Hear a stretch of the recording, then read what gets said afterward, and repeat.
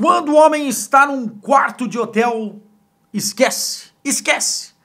Finalmente, hein? Semaninha de Liga dos Campeões, oitavas de final e mais uma vez estamos numa cobertura. Eu tô em Lisboa, né, para fazer Benfica em Barcelona. Aliás, nos stories já estou postando muitas coisas lá no meu Insta. Então, quem não me segue lá, pode colar.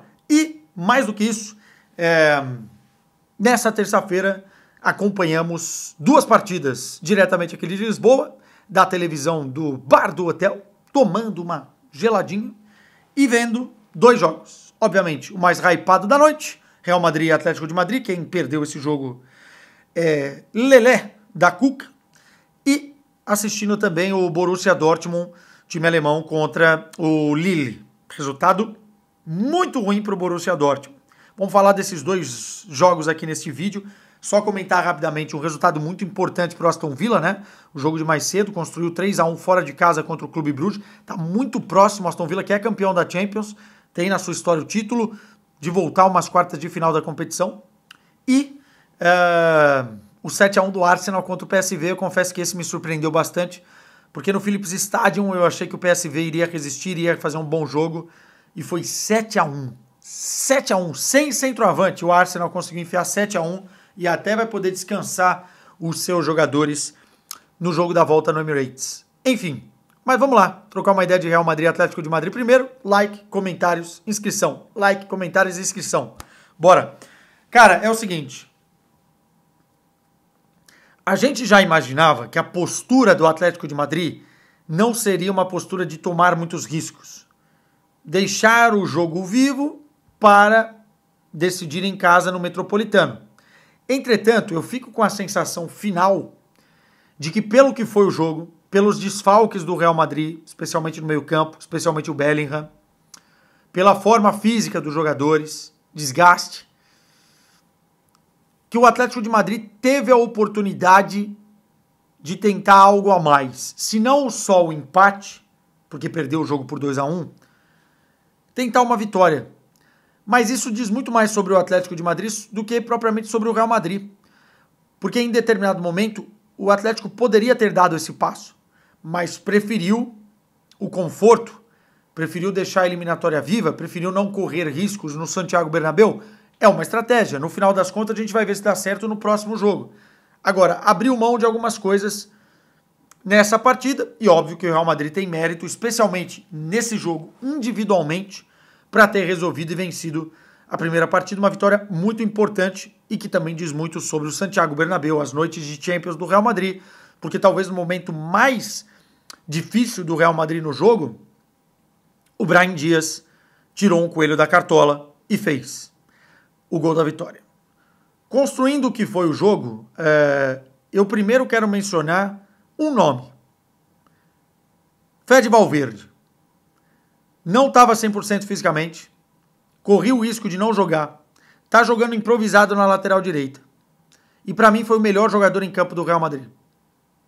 O passe que ele dá nas costas do Galán, no primeiro gol, aos 4 minutos de jogo, para o Rodrigo, é sublime. O Rodrigo depois constrói o lance muito bem, já vamos falar sobre isso, e faz o gol, mas o passe é fantástico. E depois, nos duelos 1 contra 1, nos cortes em cima da linha, antes da bola chegar para o jogador do Atlético de Madrid fazer o gol, na garra, na vontade, uruguaia, determinação, tudo isso ele é muito bom. Só que ele não é apenas um carregador de piano. Ele é um bom pianista, cara. E eu acho que o Real Madrid tem nas mãos um jogador para anos e anos e anos de liderança. Não apenas de craque se faz um bom time de futebol. Você precisa de jogadores como Fede Valverde, que trabalham nas sombras às vezes, para que outros possam brilhar, mas que trabalham muito bem. Qualidade de passe e remate a gente já conhece, mas é um jogador que vem evoluindo cada vez mais. Se precisar jogar na direita, joga no meio campo, joga na ponta direita, joga. Se precisar jogar de zagueiro, joga. Joga de tudo. De tudo. Não reclama e joga muito. Então, para mim, precisava abrir o vídeo falando sobre isso. Segundo ponto, 20 minutos de primeiro tempo e o Atlético de Madrid com uma linha de 4, né? 4-4-2, bem compacta, fechada, deu a bola para o Real Madrid e falou, se vira Proposta foi essa. Bem cholista, bem Diego Simeone, que é uma proposta que ele se apega especialmente em jogos de Liga dos Campeões. Depois da derrota para o Benfica de 4-0, ele largou mão de tentar fazer um time mais ofensivo e foi para o ponto de segurança dele, foi para a zona de segurança. E pronto, e o time em 20 minutos viu o Real Madrid crescer e fazer 1-0. Poderia ter sido mais aí, porque o Real Madrid teve o volume de jogo, empurrou o Atlético de Madrid para trás e poderia ter sido mais. Só que a partir desse momento, quando o Atlético de Madrid resolve jogar, tem qualidade para isso. E o Real Madrid é um time que dá muito espaço para os adversários. Como é que funcionam esses espaços? Primeiro, as pressões feitas na saída de campo do Atlético de Madrid são mal feitas. Mbappé e Vinícius. Quando fura essa primeira linha de pressão, que quase nem existe, há um espaço muito grande entre ataque e defesa, em que o Atlético de Madrid tem muita liberdade para circular a bola. E se tem alguém para pifar um passe enfiado, se o Atlético de Madrid consegue explorar melhor aquela zona, ou até mesmo um remate de fora, complica a vida do Real Madrid. Então o Real Madrid não é uma equipe que joga de uma forma extremamente confortável. Ela está desconfortável porque marca mal em alguns aspectos. Também pela característica de alguns jogadores e até mesmo pelos jogadores que estão no departamento médico. Enfim, é um time cheio de problemas, né, nessa temporada nesse sentido. Mas tem esses espaços. E o Atlético de Madrid, depois dos 20 minutos, consegue tomar conta do jogo. Tanto que o primeiro tempo termina com mais bola para o Atlético de Madrid, independentemente do primeiro momento, dos primeiros 20 primeiros minutos ali, né? E aí, cara, cria chances, tem oportunidades e o William Álvares tira um... Tem que tirar o chapéu pra ele, né? Que gol, cara. Já é o protagonista maior do Atlético de Madrid nessa temporada. Ele assumiu essa responsabilidade. No início da temporada eu estava criticando ele porque ele precisava fazer isso pelo valor que custou e pela expectativa que se criou.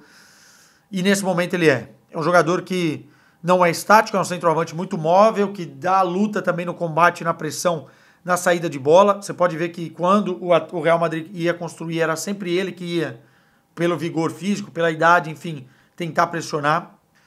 E fez um golaço. O gol que ele faz é pro Courtois jogar a luva, e o Courtois é um grande goleiro. Bola em arco, girando o corpo para pegar a batida. Muito, muito bonito. Numa zona de finalização que é muito difícil fazer o gol.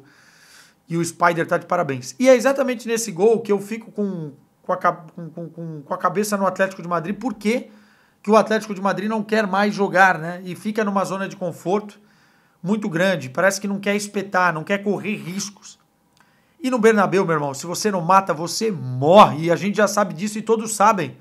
Mesmo o Real Madrid não estando num momento bom no jogo, alguém vai tirar um coelho da cartola e alguém vai fazer e vai resolver. E no segundo tempo, no gol do Brahim, é exatamente isso. É um lance que tem 4 marcadores do Atlético de Madrid, o Giménez inteiro no lance de frente, o Brahim dá um gingado, mérito do Brahim, mas o Giménez, pela experiência que tem, não pode cair de bunda como ele caiu. E o Brahim faz o gol. Bela jogada do Brahim. O Brahim que sempre que entra corresponde. E isso é importante dizer, porque muita gente duvida do Brahim.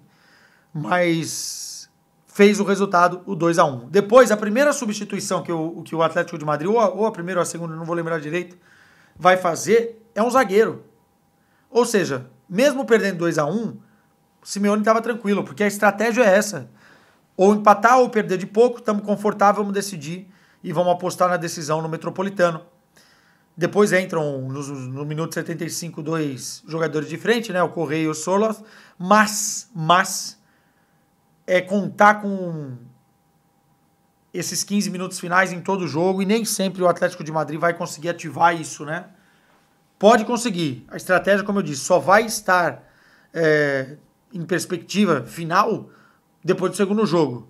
Mas poderia mais. Eu sinto que esse Atlético poderia mais. Enfim, grande vitória do Real Madrid, que vai poder contar com o Bellingham de volta, vai poder contar com o Valverde mais recuperado fisicamente, de repente uma ou outra notícia melhor.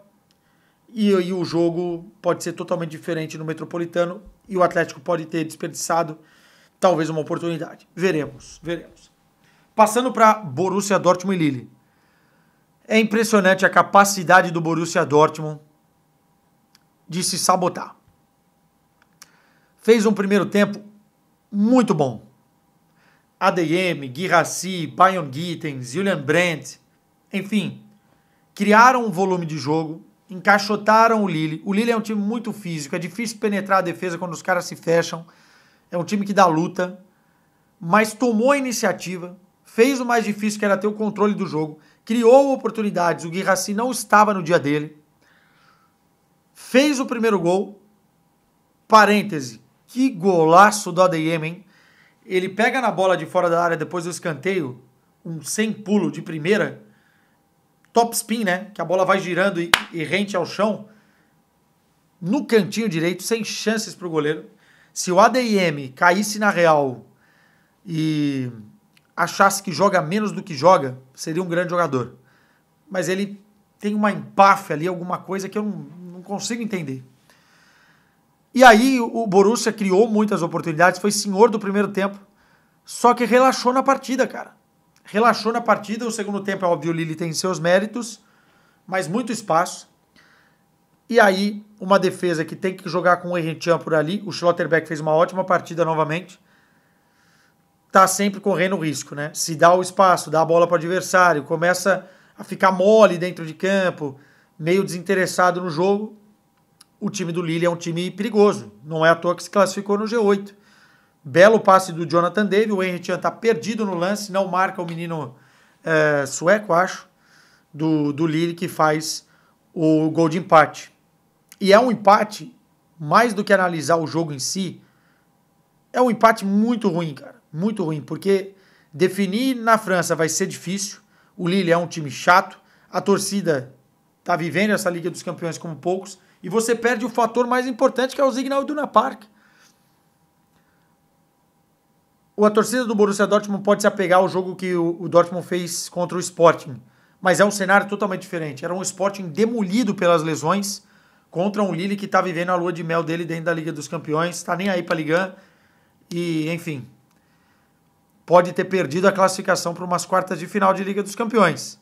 Temporada muito conturbada e um Borussia Dortmund que não anima nada, nem dentro de campo, nem fora de campo. Especialmente fora de campo, é uma bagunça administrativa, escolhas erradas, mudança de treinador. Tá fazendo tudo para a receita do fracasso, né? E esse fracasso pode vir contra o Lille, que é muito ruim. Muito ruim. Perante ao orçamento do Dortmund, perante ao time que tem. Enfim. Mas é o Dortmund, né? É o Dortmund, o torcedor sabe disso. Meus caros, amanhã tem, hein? Benfica e Barcelona, e tem vídeo aqui no canal. Então, vamos que vamos, porque a Champions, ó, não para. Tchau.